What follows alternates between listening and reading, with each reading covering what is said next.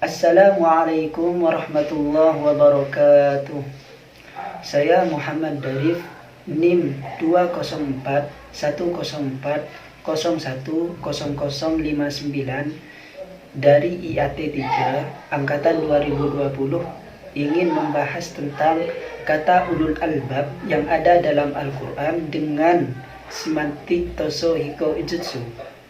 Sebelum saya membahas tentang kata ulul albab tersebut, saya akan memberi gambaran kecil tentang apa yang dimaksud dengan semantik Toso Hiko Ijutsu.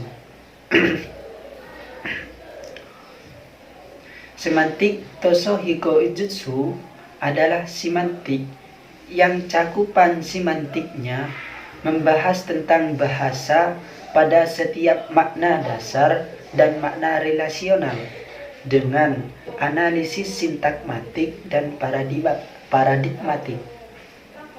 Adapun pada bagian kronologi linguistiknya, metode ini menggunakan 3 kronologi, yaitu 1 dengan kronologi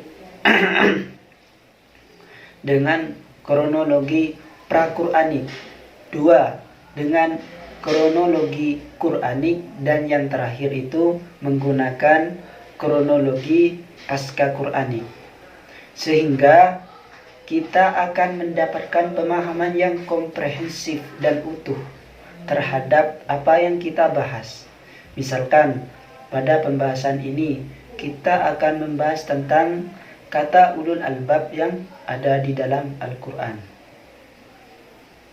Berikut ini pembahasan tentang kata ulul albab yang ada dalam Al-Quran dengan pendekatan semantik Toso Hiko Ijutsu.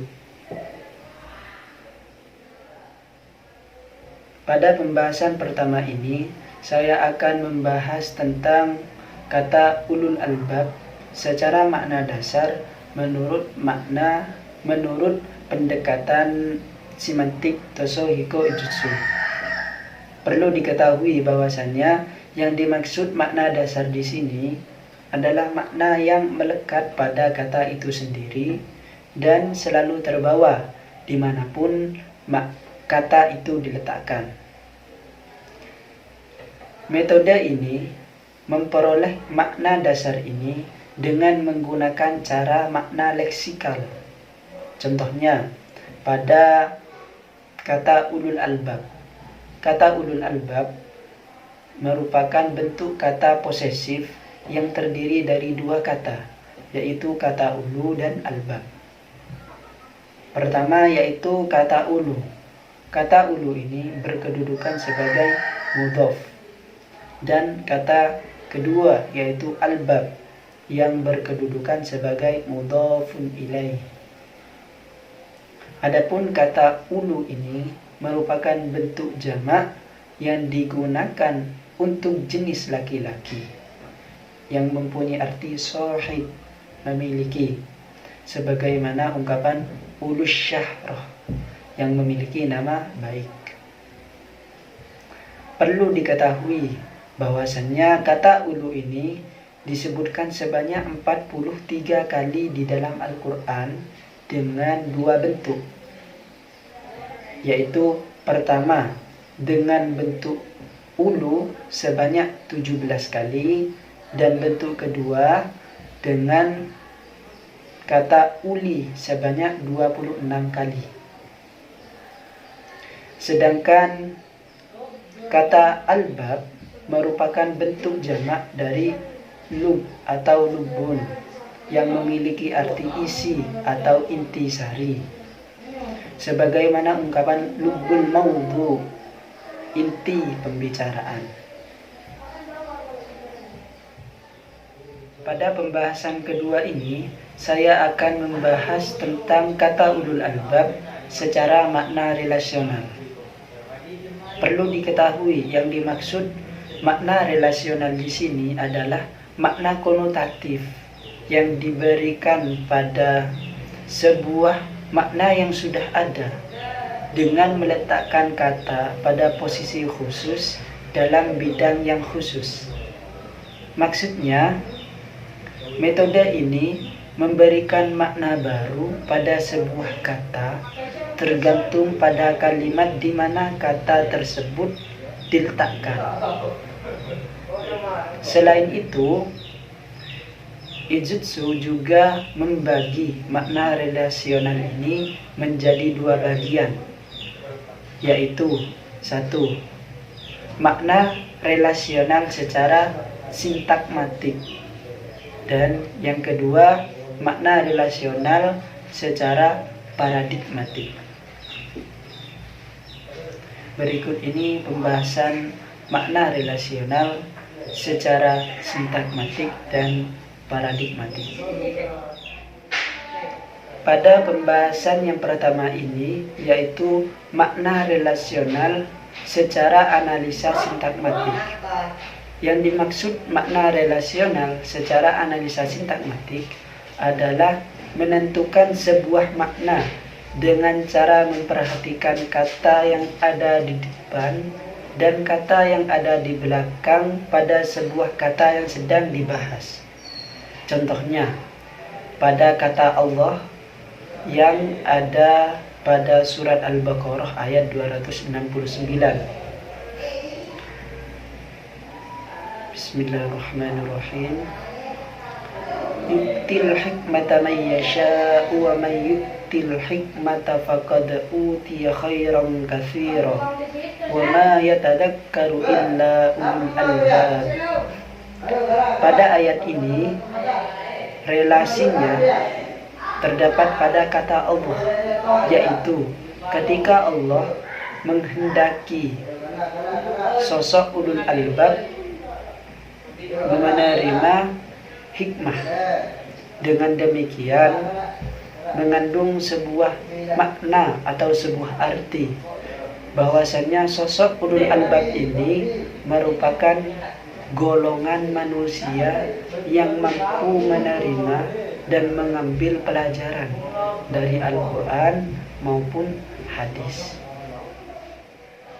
Pembahasan kedua yaitu makna relasional secara analisa paradigmatik. Yang dimaksud dengan makna relasional secara paradigmatik ialah suatu makna yang mengkompromosikan kata tertentu dengan kata lain yang mirip atau bertentangan. Di antaranya kata-kata yang mirip dengan kata ulil albab di dalam Al-Quran ada 5, yaitu ulil absar, ulil nuha, ulul ilmi, ulama, dan ahlul dzikr. Salah satu contohnya terdapat di dalam surat An-Nur ayat 44. Bismillahirrahmanirrahim. Yuqallibullahu al-laila wan-nahar. Inna fi dzalika la'ibratan liulil absar. Kata ulil absar di sini memiliki makna yang sama dengan ulil albab, yaitu sama-sama memiliki makna orang-orang yang bisa mengambil pelajaran atau orang-orang yang dapat mengambil pelajaran.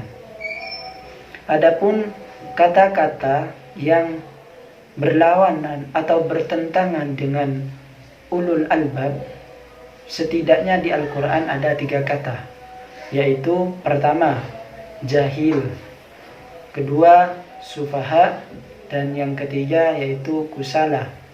Salah satu contohnya terdapat di dalam surat Al-Baqarah ayat 67. Bismillahirrahmanirrahim. Wa idh qala Musa liqaumihi innallaha ya'murukum an tadhbahu baqarah qalu atattakhiduna huzwa qala a'udzu billahi an akuna minal jahilin. Terkait dengan ayat ini, saya mengambil salah satu penafsiran yang dikemukakan oleh Muhammad Rashid Ridho. Beliau menafsirkan kata jahil ini dengan arti kebodohan atau ketidaktahuan Bani Israel terhadap hikmah yang terkandung dalam Al-Quran. Pembahasan selanjutnya yaitu pembahasan tentang kata ulul albab secara sinkronik dan diakronik. Pada pembahasan ini, Ijutsu memberikan upaya simplifikasi sehingga beliau membagi menjadi 3 periode bagian waktu. Pertama, periode pra-Qur'anik. Kedua, periode Qur'anik. Dan ketiga, periode pasca-Qur'anik. Yang pertama yaitu periode pra-Qur'anik. Pada periode ini, kata ulul albab sama sekali tidak memiliki konotasi religius, akan tetapi hanya semata-mata untuk sebutan akal. Seperti ungkapan Abu Thalib, "Qalbi ilaihi musyarraful alubih", yang artinya hati saya cenderung kepadanya, memuliakan orang yang berakal. Adapun bagian kedua yaitu periode Qur'anik.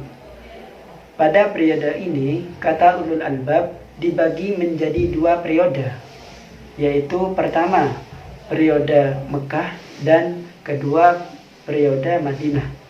Pada periode Mekah, kata ulul albab sama sekali tidak mengalami perubahan, yaitu tetap memiliki arti orang-orang yang berakal atau orang-orang yang berpengetahuan. Adapun pada periode Madinah, kata ulul albab lebih mengarah kepada perintah untuk meningkatkan ketakwaannya kepada Allah Subhanahu wa taala.